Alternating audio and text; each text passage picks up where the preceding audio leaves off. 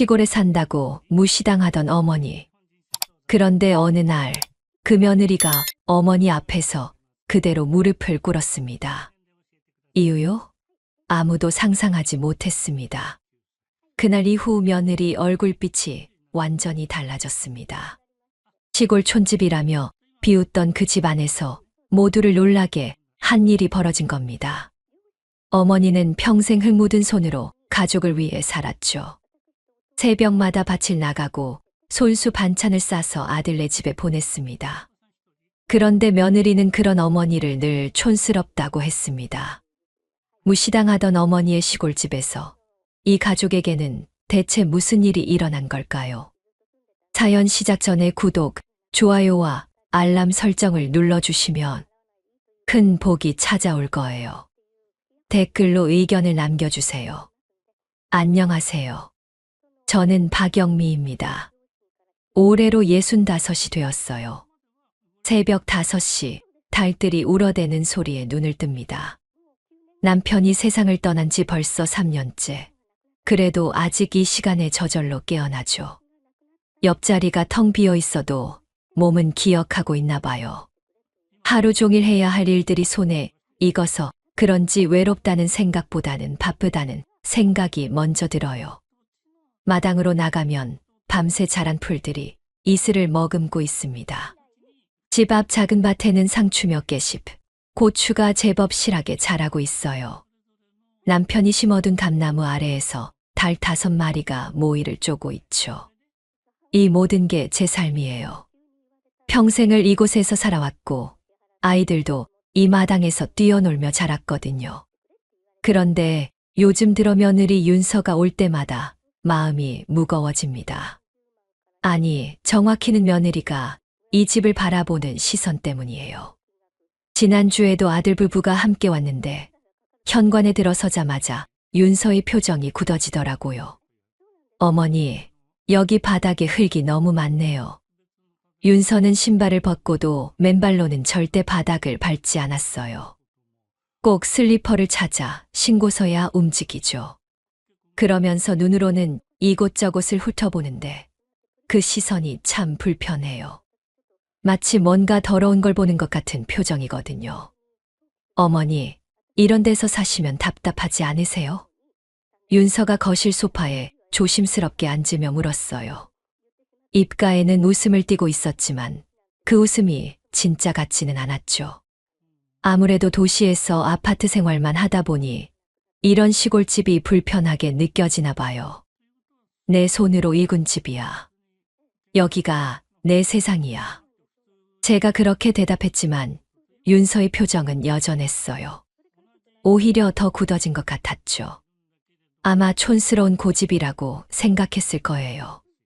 도시 사람들 눈에는 이런 삶이 지저분하고 가난한 옛날식으로 보이나 봅니다.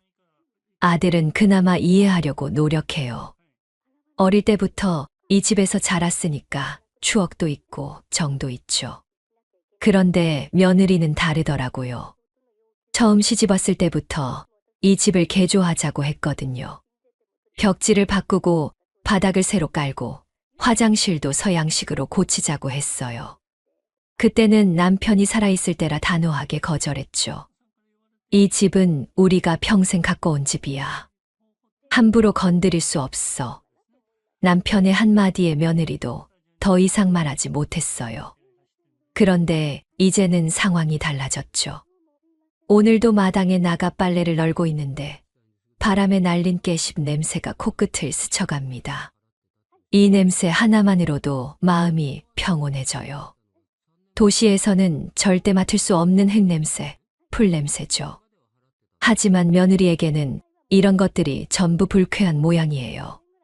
며느리가 마지막으로 간 뒤 아들이 혼자 남아서 말했어요. 엄마, 아내가 그런 게 아니에요. 그냥 도시 생활이 익숙해서 그런 거예요. 아들의 변명이 오히려 더 씁쓸했죠. 제 삶을 변명해야 할 이유가 뭔가요? 그래도 이 집을 떠날 생각은 없어요. 여기에는 남편과의 추억이 스며 있고 아이들이 자란 흔적이 곳곳에 남아 있거든요. 부엌 한쪽 벽에는 아직도 아들의 키를 재던 금이 그어져 있고 마루 모서리에는 딸이 넘어져서 생긴 작은 흠집도 그대로예요. 하지만 요즘 들어 불안한 마음도 들어요. 며느리의 시선이 점점 더 노골적으로 변하고 있거든요. 처음에는 그냥 불편해하는 정도였는데 이제는 아예 이 집 자체를 거부하는 것 같아요. 아들도 그 사이에서 힘들어하는 게 보이고요. 어젯밤에는 꿈을 꿨어요. 누군가 이 집을 부수고 있는 꿈이었죠. 깨고 나니 가슴이 두근거렸어요. 혹시 정말로 그런 일이 생기는 건 아닐까 하는 생각이 들어서요. 그 일은 추석을 한 달 앞둔 어느 저녁에 벌어졌습니다. 아들 태호가 며느리 윤서와 함께 집에 왔는데 평소와는 분위기가 달랐어요. 태호의 얼굴이 유난히 어둡더라고요. 39살 아들이지만 여전히 어머니 눈에는 걱정이 되는 나이죠. 회사에서 무슨 일이 있었나 싶어서 저녁을 차려주며 넌지시 물어봤어요. 태호야, 요즘 힘든 일 있니? 아니에요, 어머니. 괜찮아요. 태호는 고개를 저었지만 윤서의 표정을 보니 그게 아니었어요. 며느리는 젓가락질을 하면서도 계속 한숨을 쉬더라고요. 뭔가 할 말이 있는데 꺼내지 못하고 있는 것 같았죠. 밥을 다 먹고 나서야 윤서가 입을 열었어요. 어머니, 저희가 요즘 좀 힘들어요. 왜, 무슨 일인데? 대출 이자가 너무 올라서요. 아파트 대출에 신용대출까지 합치면 한 달에 200만 원이 넘게 나가거든요. 윤서가 말하는 동안 태호는 계속 고개를 숙이고 있었어요. 아무래도 경제적으로 어려운 상황인 모양이었죠. 며느리 말로는 태호의 월급만으로는 감당하기 어려운 수준이라고 했어요. 그런데 그 다음에 나온 말이 문제였어요.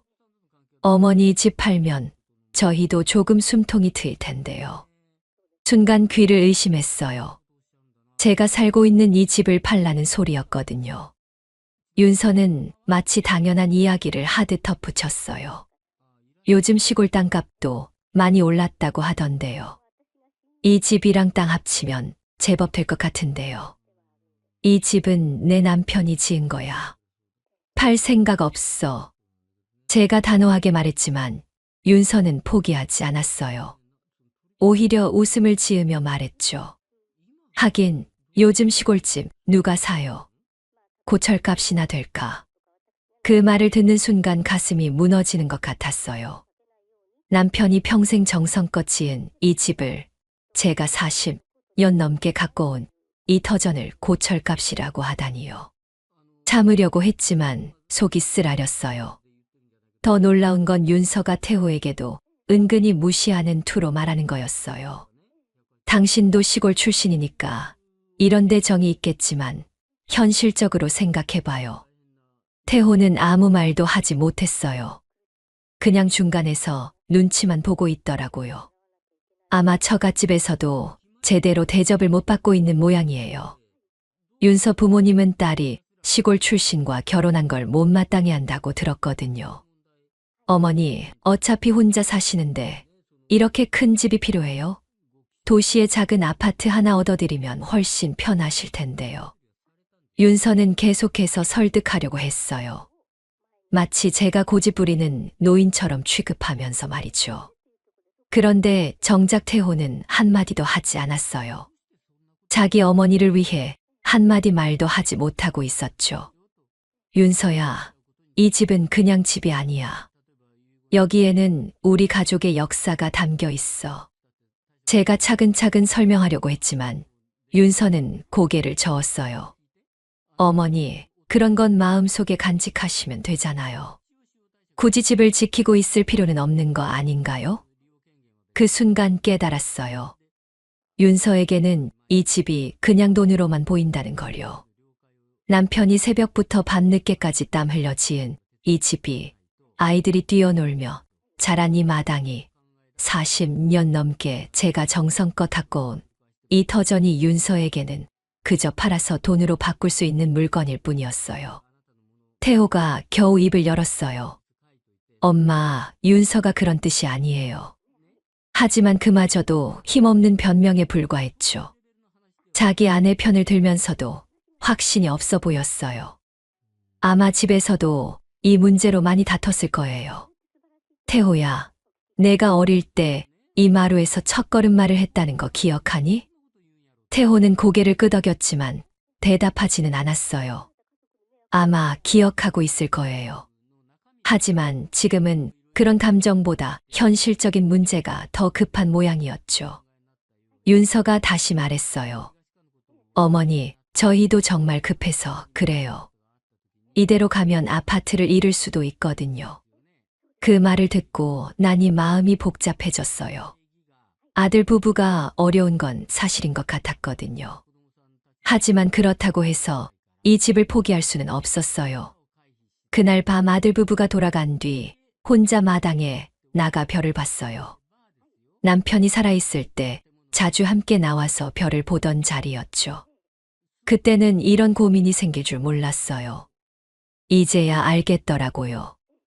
이건 단순한 경제적 문제가 아니라는 걸요. 윤서는 처음부터 이 집을, 이 삶을 인정하지 않았던 거예요. 그리고 태호도 점점 아내 편으로 기울고 있는 것 같았고요. 마음 한편으로는 아들이 안쓰럽기도 했어요. 처갓집에서도 시원찮게 보이고 경제적으로도 어려운 상황에서 어머니까지 고집 피운다고 생각할 수도 있겠죠. 하지만 이 집만은 포기할 수 없었어요. 그날 이후로 아들의 연락이 뜸해졌어요. 아마 집에서 윤서와 이 문제로 계속 다투고 있을 거예요. 제가 완고한 시어머니로 보일 수도 있겠지만 어쩔 수 없었어요. 추석이 한 주 앞으로 다가온 어느 오후였습니다. 마당에서 고추를 따고 있는데 윤서의 목소리가 들려왔어요. 아들 부부가 온 줄도 모르고 있었는데 윤서가 누군가와 통화를 하고 있더라고요. 집 뒤편에서 소리가 나니까 아마 전화를 받으려고 나갔나 봐요. 추석 때 시댁 가야 해서 짜증나. 윤서의 목소리가 담장 너머로 들려왔어요. 제가 있는 줄 모르고 하는 말이었죠. 우리 시댁은 그냥 시골집 하나 있어요. 재산이라곤 밭 한 떼기뿐이야.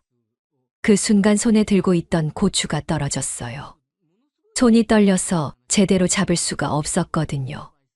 평생을 정성껏 닦아온 이 집과 밭이 윤서에게는 그렇게 보였던 거예요. 시어머니가 완전 촌스러워. 명절 때마다 이상한 음식들 해놓고 먹으라고 하는데 솔직히 냄새부터 별로야. 윤서는 친구와 통화하면서 거리낌 없이 말했어요. 제가 정성껏 만든 음식들을 명절마다 며칠씩 준비한 음식들을 그렇게 생각하고 있었다니요. 옷에 냄새 밴다고. 맞아. 나도 그래서 오래 못 있어. 1시간 정도 있다가 핑계 대고 나와. 더 이상 들을 수가 없었어요. 고추를 바구니에 담은 채로 집 안으로 들어갔죠. 가슴이 답답해서 숨을 제대로 쉴 수가 없었어요. 얼마 뒤 윤서가 들어왔어요. 태호와 함께 거실에 앉더니 언제 그런 말을 했냐는 듯 웃으며 인사했죠. 어머니, 안녕하세요. 응, 왔구나. 제가 짧게 대답했지만 윤서는 눈치채지 못했어요. 아니, 관심이 없었을 수도 있고요. 그날 저녁 식사 때도 마찬가지였어요. 제가 정성껏 차린 상에 윤서는 젓가락질만 대충 했어요. 된장찌개 한 숟가락 떠보더니 고개를 돌리더라고요. 어머니, 저는 짜게 못 먹어서요. 그래, 알겠다. 사실 윤서 입맛에 맞춰서 평소보다 덜 짜게 만든 거였는데도 그런 반응이었어요. 태호는 그런 아내를 보면서도 아무 말 하지 않았죠. 그냥 고개만 숙이고 밥을 먹었어요. 식사를 마친 뒤에도 윤서는 계속 시계를 보더라고요. 언제 갈 수 있을까 하는 표정이었죠. 1시간도 채 안 되어서 일어났어요. 어머니, 저희 일찍 들어가 볼게요. 내일 일찍 일어나야 해서요. 벌써? 네, 죄송해요. 하지만 죄송하다는 말에서는 진심이 느껴지지 않았어요. 오히려 빨리 나가고 싶어 하는 게 보였죠. 태호가 뒤따라 일어났어요.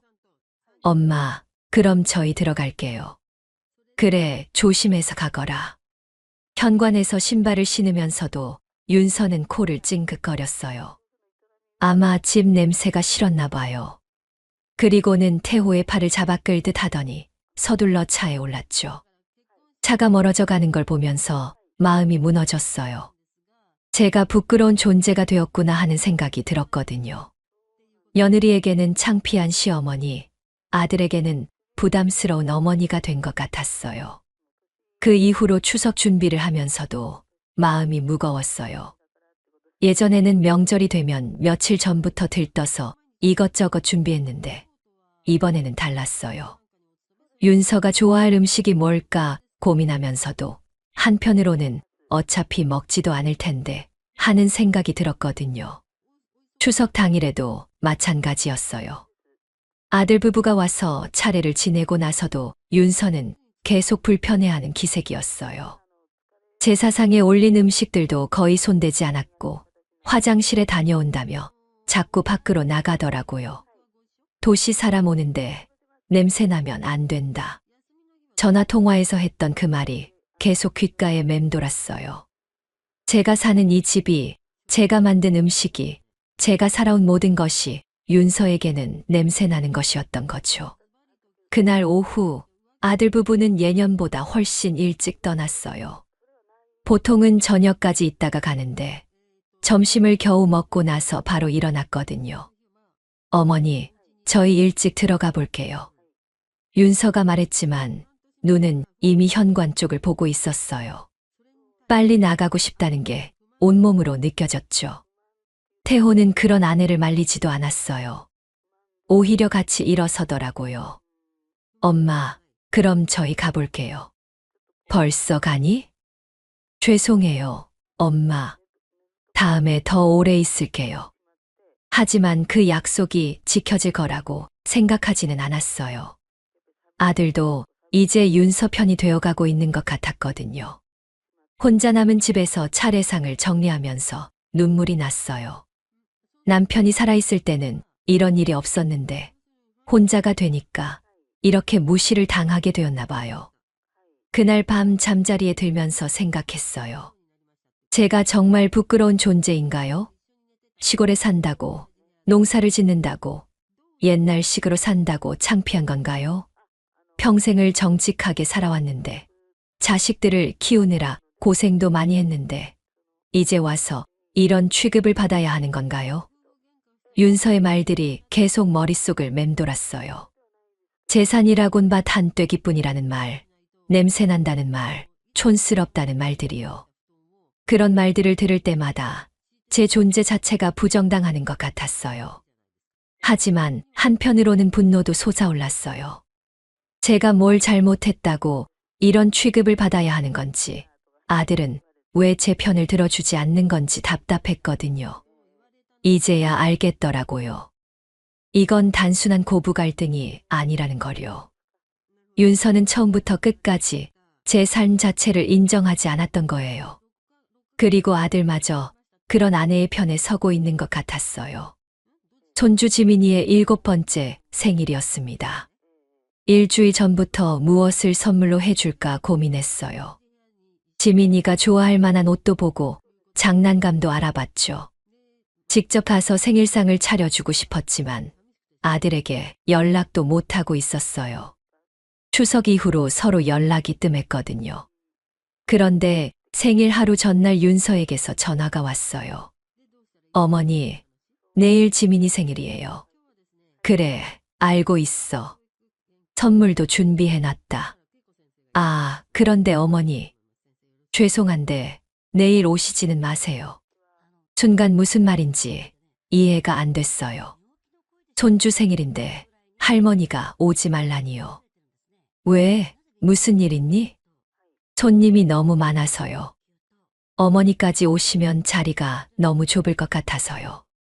윤서는 태연하게 말했어요. 마치 당연한 이야기를 하는 것처럼요. 그럼 지민이는 언제 보지? 택시비도 아깝잖아요. 어머니 연금으로는 부담스러우실 텐데요. 그 말을 듣는 순간 가슴이 철렁했어요. 윤서가 제 경제 상황까지 거론하면서 오지 말라고 하는 거였거든요. 대신 영상통화로 축하해 주세요.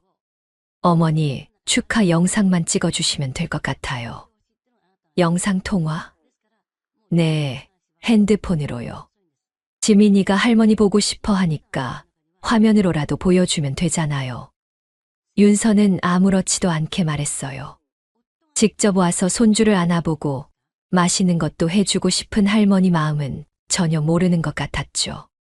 다음 날 오후 약속한 시간에 영상통화가 왔어요. 핸드폰 화면을 켜니 윤서가 보였어요. 배경으로는 고급스러운 아파트 주방이 보이더라고요. 최신식 냉장고의 넓은 아일랜드 식탁, 반짝거리는 타일들이 눈에 들어왔어요. 어머니, 안녕하세요. 윤서는 환하게 웃으며 인사했어요. 그 뒤로 생일상이 차려진 게 보였죠. 화려한 케이크에 예쁘게 포장된 선물들이 가득했어요. 지민아, 할머니께 인사드려. 지민이가 화면에 나타났어요. 예쁜 생일복을 입고 있더라고요. 할머니, 안녕하세요. 지민아, 생일 축하한다. 할머니가 많이 보고 싶었어. 하지만 화면으로 보는 손주는 뭔가 어색했어요. 직접 안아볼 수도 없고 뽀뽀해 줄 수도 없고 그냥 화면 속 사람일 뿐이었죠. 지민아, 할머니가 선물도 준비했는데 다음에 줄게. 네, 할머니. 지민이는 금세 시선을 다른 곳으로 돌렸어요. 아마 화려한 선물들이 더 궁금했을 거예요. 그때 윤서가 화면에 다시 나타났어요. 어머니, 우리 손님들 오셔서 이만 끊을게요. 벌써. 네, 죄송해요. 지민이 친구들이랑 엄마들이 많이 와서요. 그러면서 윤서는 뒤쪽을 돌아봤어요. 거기에는 깔끔하게 차려입은 젊은 엄마들과 아이들이 보였죠. 다들 세련된 옷을 입고 있었고 아파트 안이 시끌벅적했어요. 그럼 나중에 또 연락드릴게요. 윤서가 말하면서 화면을 끄려고 했어요. 그런데 그 순간 뒤에서 누군가 말하는 소리가 들렸어요. 지민이 할머니세요?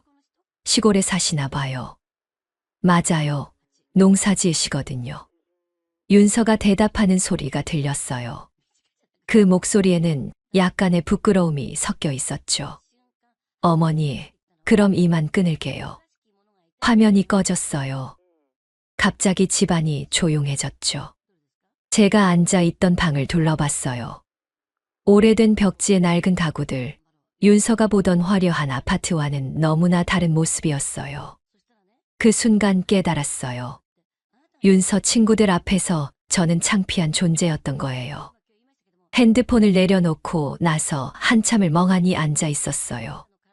손주 생일에 할머니가 영상통화로만 축하한다는 게 말이 되나요? 택시비가 아깝다고, 자리가 좁다고 오지 말라고 하는 게 정상인가요? 윤서에게는 제가 자랑할 만한 시어머니가 아니었던 거예요. 시골에 살고 농사를 짓고 돈도 넉넉하지 않은 그런 시어머니는 친구들 앞에 내세우기 부끄러운 존재였던 거죠. 그날 저녁 혼자 밥을 먹으면서 생각했어요. 지민이를 위해 정성껏 준비한 선물은 언제 줄 수 있을까요? 다음에 온다는 게 언제일까요? 아니, 과연 올까요? 마당에 나가서 하늘을 봤어요. 별들이 반짝이고 있었지만 마음은 더없이 어두웠어요. 눈물이 나려고 했지만 꾹 참았어요. 울어봤자 달라질 게 없었거든요. 그래, 나는 이제 필요 없는 사람이구나. 혼자 중얼거렸어요. 며느리에게는 창피한 시어머니, 아들에게는 부담스러운 어머니, 손주에게는 화면으로만 보는 할머니가 된 거예요. 그런데 가만 생각해보니 화가 났어요. 제가 뭘 잘못했다고 이런 취급을 받아야 하는 건가요? 평생을 성실하게 살아왔고 자식들 키우느라 고생도 많이 했는데 말이에요. 윤서는 저를 완전히 무시하고 있었어요. 시골 사람이라고, 돈이 없다고, 촌스럽다고 해서 아예 존재 자체를 부정하는 거였죠. 그리고 아들도 그런 아내를 말리지 않았어요. 그날 밤 잠이 오지 않았어요. 지민이 생일상에 제가 없었다는 게, 영상통화로만 축하했다는 게 계속 마음에 걸렸거든요.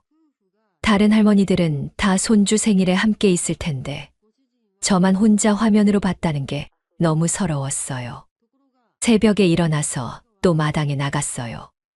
어둠 속에서 달들이 잠자는 소리가 들렸고 바람에 나무잎 스치는 소리가 들렸어요. 평소에는 위안이 되던 소리들인데 그날은 더욱 외롭게 느껴졌어요. 이제 정말 알겠더라고요. 윤서에게 저는 영원히 받아들여질 수 없는 존재라는 걸요. 시골 출신이라는 것, 가난하다는 것, 촌스럽다는 것이 제가 가진 지울 수 없는 낙인이었던 거예요. 하지만 한편으로는 이런 생각도 들었어요. 이대로 계속 당하고만 있을 수는 없다는 생각이요. 뭔가 해야 한다는 생각이 들기 시작했어요. 그날 이후로 아들에게서 연락이 오지 않았습니다. 한 달이 지나도 두 달이 지나도 전화 한 통 없었어요. 지민이 생일 영상통화가 마지막이었죠. 아마 윤서가 아들에게 뭔가 말했을 거예요. 할머니가 시골에서 혼자 살고 있다고, 자꾸 신경 쓸 필요 없다고 말이에요. 처음에는 서운했어요. 그래도 어머니인데 안부 인사 정도는 해줄 수 있잖아요. 하지만 시간이 지나면서 마음이 달라졌어요. 오히려 편해졌다고 해야 할까요? 윤서 눈치 보지 않아도 되니까 마음이 한결 가벼워졌거든요. 어느 날 문득 생각이 들었어요. 지금까지 제가 너무 참고만 살았구나 하는 생각이요. 윤서가 무시해도 참고, 아들이 편들지 않아도 참고, 손주 생일에 못 가도 참고 말이에요. 언제부터 이렇게 눈치 보며 살게 되었을까요? 그래서 생활을 정리하기 시작했어요. 뭔가 새로운 마음가짐이 필요했거든요. 먼저 오래된 서랍장을 열어봤어요. 거기에는 남편과 함께 만든 통장들이 여러 개 들어 있었죠. 결혼할 때부터 차곡차곡 모아둔 예금 통장, 적금 통장, 그리고 몇 년 전에 비싼 일부를 판 돈이 들어있는 통장까지요. 하나씩 꺼내서 잔고를 확인했어요. 생각보다 많더라고요. 남편이 평생 성실하게 모아둔 돈이었죠. 윤서가 말한 것처럼 재산이라곤 밭 한 떼기뿐이라고 했지만 사실은 그게 아니었어요.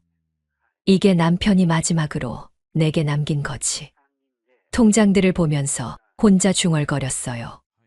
남편은 항상 말했거든요. 언젠가 아내가 혼자 남게 될 때를 대비해서 돈을 모아둔다고요. 그때는 그런 말이 서운했는데 이제 와서 보니 고마웠어요. 계산기를 꺼내서 하나하나 더해봤어요. 예금이 얼마, 적금이 얼마, 땅 판 돈이 얼마. 총합을 보고 깜짝 놀랐어요. 윤서가 생각하는 것보다 훨씬 많았거든요. 이제 됐다. 고개를 끄덕이며 말했어요. 뭔가 확신이 서는 기분이었죠. 그동안 윤서 앞에서 위축되어 있었는데 사실 제가 그럴 필요가 전혀 없었던 거예요. 남편이 평생 모아둔 이 돈으로 충분히 당당할 수 있었는데 말이에요. 통장들을 다시 정리하면서 계획을 세웠어요. 이제는 제가 원하는 대로 살아보자고요. 윤서 눈치 보지 말고 아들 비위 맞추지 말고 제 마음 가는 대로 살아보자고 했어요. 저녁에 마당에 나가서 별을 봤어요. 예전에는 외로워서 봤는데 그날은 다른 마음이었어요. 뭔가 새로운 시작을 알리는 것 같았거든요. 달들이 잠자리에 들어가는 소리가 들렸어요. 내일 아침에도 이 달들이 저를 깨워줄 거고 텃밭에서 자란 채소들로 밥상을 차릴 거예요. 그런 일상이 윤서에게는 촌스럽고 냄새난다고 했지만 제게는 소중한 삶이었어요. 그 순간 마음이 단단해졌어요. 더 이상 누구 눈치 보지 않겠다고, 제 삶을 부끄러워하지 않겠다고 다짐했어요. 통장 정리를 끝내고 나니 마음이 한결 가벼워졌어요. 이제 뭔가 할 수 있을 것 같았거든요. 구체적으로 뭘 할지는 아직 모르지만 분명히 뭔가 달라질 거라는 확신이 들었어요. 그날 밤 잠자리에 들면서 생각했어요. 내일부터는 다른 박영미가 될 거라고요. 더 이상 참고 살지 않을 거라고 말이에요. 석 달 만에 윤서에게서 전화가 왔습니다. 어머니, 안녕하세요. 목소리가 평소와 달랐어요. 뭔가 다정하다고 해야 할까요? 지금까지 들어본 적 없는 톤이었죠. 지민이 생일 영상통화 이후로 한 번도 연락하지 않던 사람이 갑자기 안부를 묻다니 이상했어요. 어머니, 건강은 괜찮으세요? 그동안 연락도 못 드려서 정말 죄송해요. 윤서는 마치 효부인 것처럼 말했어요. 하지만 제가 알고 있는 윤서는 그런 사람이 아니었죠. 분명히 무슨 일이 있었을 거예요. 응, 괜찮다. 정말 다행이에요. 요즘 혼자 계시니까 걱정이 정말 많이 됐거든요. 걱정이라니요. 그동안 한 번도 안부 전화 한 통 없던 사람이 갑자기 걱정한다고 하니 믿기지 않았어요. 사실 제가 요즘 많이 생각하게 된 일이 있어서 그래요. 윤서의 목소리에서 뭔가 의도가 느껴졌어요. 단순한 안부 인사가 아니라는 걸 직감했죠. 제 친구 어머니가 지난주에 갑자기 돌아가셨거든요. 아, 그래서 갑자기 연락한 거구나 싶었어요. 누군가 돌아가신 소식을 듣고 나서야 시어머니 생각이 난 거죠. 친구가 정말 힘들어하고 있어요. 그런데 말이에요. 어머니가 돌아가시고 나서 알게 된 사실이 있대요. 윤서는 목소리에 묘한 흥분이 섞여 있었어요. 뭔가 중요한 이야기를 하려는 것 같았죠. 어머니가 살아계실 때는 자식들이 전혀 몰랐던 돈이 엄청나게 많이 있었다는 거예요. 은행에 숨겨둔 예금이랑 적금이 어마어마하더라고요. 드디어 본색이 드러나기 시작했어요. 유산 이야기를 꺼내는 걸 보니 제가 가진 돈이 궁금한 모양이었죠. 친구가 그러는데 나이 드신 분들이 의외로 돈을 많이 숨겨두신다고 하더라고요. 특히 시골에 계신 분들은 더욱 그렇다고 해서요.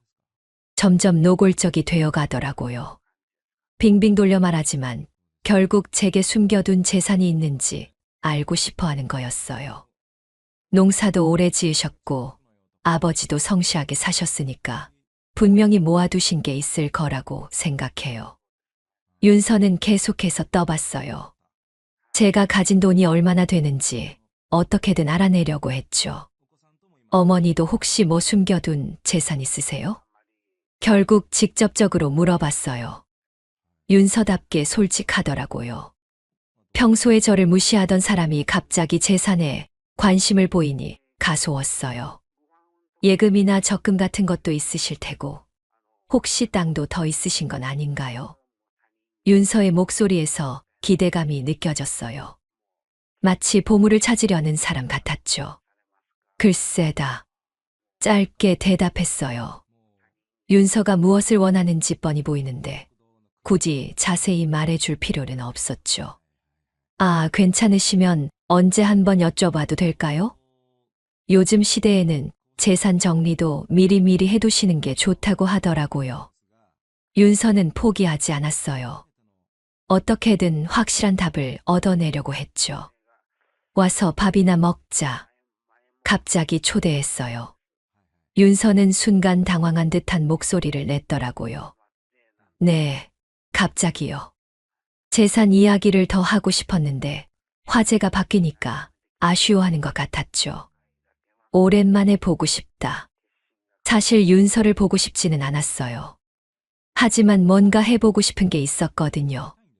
통장 정리를 하고 나서 마음가짐이 달라졌으니까 한번 시험해보고 싶었어요. 아, 네. 좋아요. 언제 가면 될까요? 윤서의 목소리에서 기대감이 느껴졌어요. 아마 제가 가진 재산에 대해 더 자세히 알 수 있을 거라고 생각했을 거예요. 이번 주말이 어떠니? 네, 토요일에 갈게요. 남편이랑 같이 가도 될까요? 그래, 태호도 함께 와라. 전화를 끊고 나서 윤서가 뭘 생각하고 있을지 상상해 봤어요. 분명히 저를 얕잡아 보고 있을 거예요. 그 순간 윤서의 모습이 눈에 선했어요. 전화를 끊고 나서 태호에게 말하고 있을 거예요. 여보, 시어머니가 밥 먹으러 오라고 하네. 그래, 갑자기. 응, 아마 재산 이야기 때문에 그런 것 같아. 내가 슬쩍 떠봤거든. 윤서는 분명히 비아냥거리고 있을 거예요. 시골집에 가서 시골 반찬이나 먹어야 한다고 투덜거리면서 말이에요. 시골 반찬이나 먹겠지. 그래도 참고 가야겠어. 혹시 정말 돈이 있을지도 모르잖아. 윤서가 그런 말을 하고 있을 거라고 생각하니 기분이 묘했어요. 평소 같으면 서운했을 텐데 이제는 달랐어요. 토요일 오후 윤서가 도시 브랜드 옷을 차려입고 시골집에 도착했습니다. 차에서 내린 윤서는 여전히 코를 찌푸렸어요. 명품 핸드백을 어깨에 메고 깔끔하게 정돈된 헤어스타일에 화장도 완벽했죠. 시골집에 오기에는 너무 화려한 차림이었어요. 어머니, 안녕하세요. 억지로 밝게 인사했지만 눈빛은 차갑더라고요. 현관에 들어서면서도 주변을 훑어보는 게 여전히 불편해하는 것 같았어요. 거실에 앉은 윤서는 소파를 손으로 톡톡 치며 먼지를 털어냈어요. 그리고는 주변을 둘러보더니 한숨을 쉬었죠. 어머니, 이런 데서 어떻게 사세요? 이젠 집이라기보다 그냥 흙바닥 아니에요. 결국 본색이 드러났어요. 재산 이야기를 하러 왔으면서도 여전히 제 집을 무시하고 있었던 거죠. 밥이나 먹자. 제가 묵묵히 말했어요. 부엌에서 된장찌개 냄새가 퍼져나오자 윤서는 코를 찡그렸어요. 어휴, 냄새가. 작은 목소리로 중얼거렸지만 제 귀에는 들렸어요. 여전히 제 음식을 싫어하고 있었던 거죠. 식탁으로 향하는 윤서의 발걸음이 멈췄어요. 밥상 위에 뭔가 다른 게 놓여 있었거든요. 도톰한 서류봉투와 여러 권의 통장이 가지런히 놓여 있었어요. 윤서의 눈이 그쪽으로 향했죠. 그거요, 어머니 뭐예요? 보험이라도 들어놓으셨어요? 윤서가 조심스럽게 물어봤어요. 목소리에서 호기심이 느껴졌죠. 제가 조용히 통장 하나를 집어들었어요. 그리고 천천히 열어서 윤서에게 보여줬죠. 윤서의 눈이 휘둥그레졌어요.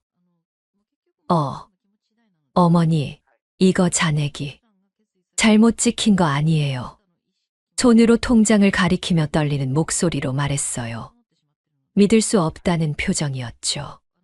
제가 다른 통장을 하나씩 꺼냈어요. 예금 통장, 적금 통장, 정기예금 통장, 그리고 마지막으로 토지 매각금이 들어있는 통장까지요. 윤서는 손으로 입을 막았어요.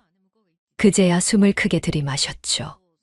태호도 어머니 옆에서 입을 다물지 못하고 있었어요. 이게 다 어머니 돈이에요? 윤서가 떨리는 목소리로 물었어요. 통장들을 하나하나 쳐다보면서 계산하고 있는 게 보였죠. 그래. 너희가 흙바닥이라고 부른 이 집에서 모은 돈이야. 제가 담담하게 대답했어요. 밭에서 캐낸 고구마 팔고 달 팔고 남편이 땅 팔아서 내 통장에 넣어줬지. 윤서의 얼굴이 하얗게 질렸어요. 입술이 파르르 떨리더라고요. 10억. 이 넘네요. 작은 목소리로 중얼거렸어요. 믿을 수 없다는 듯이 통장들을 다시 한 번 쳐다봤죠. 그제야 제가 윤서와 눈을 마주봤어요. 단호하게 말했죠. 그래. 이 돈 너한텐 한 푼도 안 갈 거야. 윤서는 숨이 막힌 듯 말이 안 나왔어요. 어머니, 그게 아니라 나는 내가 돈 없는 사람이라 무시했을 때 이미 마음의 문을 닫았어. 제가 계속 말했어요. 사람은 가진 게 아니라 가진 걸 어떻게 쓰느냐로 판단받는 거야. 윤서가 갑자기 무릎을 꿇었어요. 그리고는 울음을 터뜨렸죠. 죄송해요, 어머니. 제가 얼마나 어리석었는지 이제 알겠어요. 하지만 제 마음은 이미 굳어져 있었어요. 이 통장에 너희들 몫은 없다. 냉정하게 말했어요. 윤서는 더 이상 말을 잇지 못하고 마루바닥에 얼굴을 묻고 통곡했어요. 햇살이 창문으로 들어와 식탁 위 통장들을 비췄어요. 그 빛이 반짝거리는 모습과 무릎 꿇고 우는 윤서의 모습이 대조적이었죠. 태호는 그 옆에서 어쩔 줄 몰라 하고 있었어요. 어머니와 아내 사이에서 뭐라고 말해야 할지 모르는 것 같았죠. 어머니, 정말 죄송합니다. 태호도 고개를 숙였어요. 아내가 어머니를 어떻게 대했는지 이제야 제대로 깨달은 모양이었죠. 하지만 제 마음은 쉽게 풀리지 않았어요. 그동안 받았던 상처가 너무 컸거든요. 윤서가 눈물을 닦으며 다시 말했어요. 어머니, 제가 정말 잘못했어요. 다시 기회를 주세요. 기회. 제가 반문했어요. 내가 내 집을 흙바닥이라고 했을 때, 내 음식을 냄새난다고 했을 때, 손주 생일에 오지 말라고 했을 때, 그때 기회는 이미 끝났어. 윤서는 말문이 막혔어요. 자신이 했던 말들이 하나씩 돌아오는 것 같았죠. 제가 마지막으로 한마디 더 했어요. 내가 버린 촌집이 너보다 훨씬 값졌단 걸 이제 알겠니? 그 말에 윤서는 완전히 무너졌어요. 소리내어 울기 시작했죠. 통장들을 다시 정리하면서 생각했어요. 그동안 윤서에게 당했던 모든 일들이 이제야 정리된 것 같았어요. 돈이 많다고 해서 윤서의 태도가 바뀔 거라고는 생각하지 않았어요. 하지만 최소한 더 이상 저를 무시하지는 못할 거였죠. 윤서는 한참을 울고 나서야 고개를 들었어요. 눈이 빨갛게 부어 있었죠. 어머니, 정말 용서해 주세요. 하지만 제 대답은 변하지 않았어요. 용서는 해줄 수 있어. 하지만 이 돈은 별개야.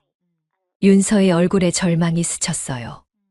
아마 그 돈으로 대출을 갚고 새로운 삶을 살 수 있을 거라고 기대했을 텐데 말이에요. 태호가 조심스럽게 입을 열었어요. 엄마, 저희가 정말 잘못했어요. 앞으로는 다르게 하겠어요. 태호야, 너도 마찬가지야. 아내가 어머니를 그렇게 대하는 걸 보고도 말리지 않았잖니. 태호도 할 말이 없었어요. 그동안 중간에서 눈치만 보며 지내왔던 자신이 부끄러웠을 거예요. 그날 오후 아들 부부는 다시 도시로 돌아갔어요. 올 때와는 완전히 다른 모습이었죠. 윤서는 계속 눈물을 흘리고 있었고 태호는 말 한마디 없이 차를 몰았어요. 혼자 남은 집에서 통장들을 다시 정리했어요. 이제야 마음이 후련해졌어요. 그동안 속에 쌓였던 응어리가 모두 풀린 것 같았거든요. 마당에 나가서 하늘을 봤어요. 구름 한 점 없이 맑은 하늘이었어요. 마음도 그 하늘처럼 깨끗해진 기분이었죠. 이제 윤서가 어떻게 나올지는 모르겠어요. 하지만 분명한 건 더 이상 저를 함부로 대하지는 못할 거라는 거였죠. 그 일이 있고 한 달이 지났습니다. 제가 가장 먼저 한 일은 마을 장학회에 일부 돈을 기부하는 것이었어요. 농촌 아이들이 공부할 수 있도록 도와주고 싶었거든요. 마을 이장님이 오셨을 때 통장을 내밀며 말했죠. 이 돈으로 우리 마을 아이들 공부 좀 도와주세요. 이장님은 깜짝 놀라셨어요. 시골 할머니가 이런 큰 돈을 기부한다는 게 믿어지지 않으셨던 모양이에요. 나머지 돈은 노후 자금으로 따로 정리해뒀어요. 이제 당당하게 제가 원하는 대로 살 수 있게 되었거든요. 놀라운 건 윤서의 변화였어요. 그 일 이후로 자주 찾아오기 시작했어요. 처음에는 어색했지만 점점 달라지는 게 보였죠. 어머니, 오늘은 뭘 도와드릴까요? 윤서가 앞치마를 두르며 말했어요. 예전에는 상상도 할 수 없던 모습이었죠. 밭에 나가서 직접 풀도 뽑고 고추도 따고 달장 청소까지 했어요. 처음에는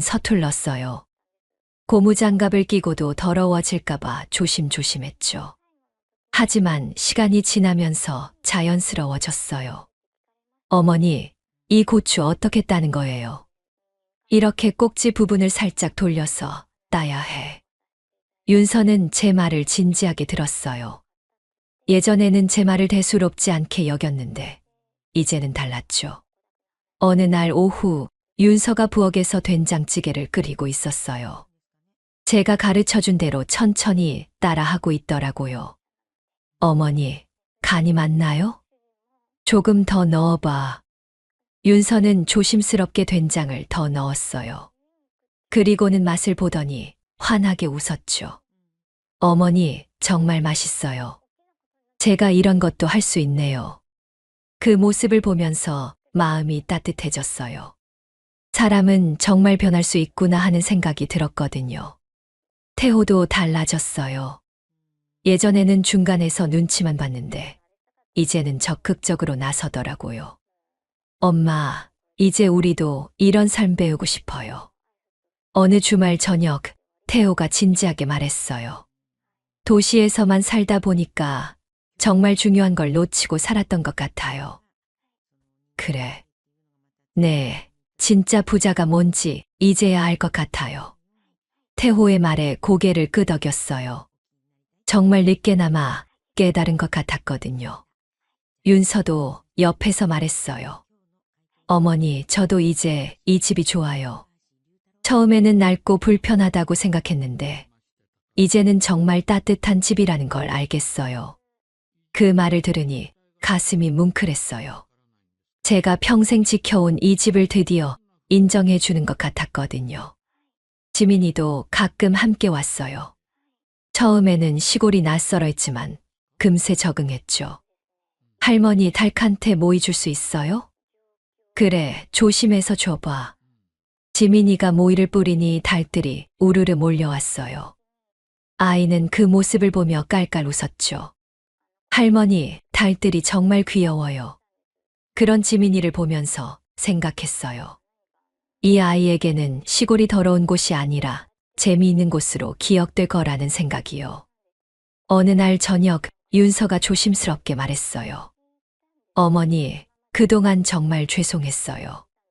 제가 얼마나 잘못 생각하고 있었는지 이제야 알겠어요. 다 지난 일이야. 아니에요, 어머니. 저는 겉모습만 보고 판단했어요. 정작 중요한 건 보지 못했고요. 윤서의 목소리에서 진심이 느껴졌어요. 정말로 뉘우치고 있는 것 같았죠. 그날 밤 마당에 나가서 별을 봤어요. 예전에는 외로워서 봤는데 이제는 마음이 평온해서 보는 것 같았어요. 남편이 살아있을 때 자주 함께 봤던 별들이었죠. 그때 남편이 말했던 게 생각났어요. 영미야, 진짜 부자는 마음이 부자인 사람이야. 당시에는 무슨 말인지 잘 몰랐는데 이제야 알 것 같았어요. 다음 날 아침 윤서가 일찍 와서 밭일을 도와주었어요. 땀을 흘리면서도 불평 한마디 없이 열심히 했죠. 어머니, 이렇게 하는 게 맞나요? 잘하고 있어. 천천히 해. 점심때가 되자 윤서가 직접 만든 된장찌개를 가져왔어요. 맛을 보니 제법 괜찮더라고요. 윤서야, 맛있다. 정말요? 어머니가 가르쳐 주신 대로 했어요. 윤서는 정말 기뻐했어요. 예전에는 제 칭찬에 별 관심이 없었는데 말이에요. 그날 오후 태호가 말했어요. 엄마, 늦지 않았죠? 뭐가? 이런 삶 배우는 거요. 제가 미소 지으며 대답했어요. 늦지 않았어. 진짜 부자는 마음이야. 그 말에 태호와 윤서 모두 고개를 끄덕였어요. 이제 이 집은 다시 따뜻한 가족의 공간이 되었어요. 예전처럼 웃음소리가 들리고 정겨운 대화가 오가는 곳이 되었죠. 저녁에 혼자 있을 때 생각해 봤어요. 촌스럽다던 이곳에서 제가 인생의 진짜 가치를 배웠다는 걸요. 돈이 많다고 해서 행복한 게 아니라 마음이 풍요로워야 진짜 부자라는 걸 말이에요. 윤서도 이제는 그걸 알게 된 것 같아요. 처음에는 돈 때문에 태도가 바뀌었을 수도 있지만 지금은 진심으로 변한 것 같거든요. 그리고 무엇보다 제가 당당해졌어요. 더 이상 누구 눈치 보지 않고 제 삶을 부끄러워하지 않아요. 이 시골집이, 이 생활이 정말 소중하다는 걸 이제는 확신하거든요. 여러분, 오늘 박영미 할머니의 이야기는 어떠셨나요? 돈이 있고 없고가 중요한 게 아니라 사람을 어떻게 대하느냐가 진짜 중요한 것 같아요. 윤서처럼 겉모습만 보고 판단하면 안 되겠죠. 영미 할머니처럼 당당하게 사는 게 진짜 멋진 것 같습니다. 여러분도 댓글로 생각을 남겨주세요. 그럼 오늘 이야기는 여기까지입니다. 영상을 시청해주신 모든 분들 고맙습니다. 구독과 좋아요와 알람 설정 부탁드립니다. 감사합니다.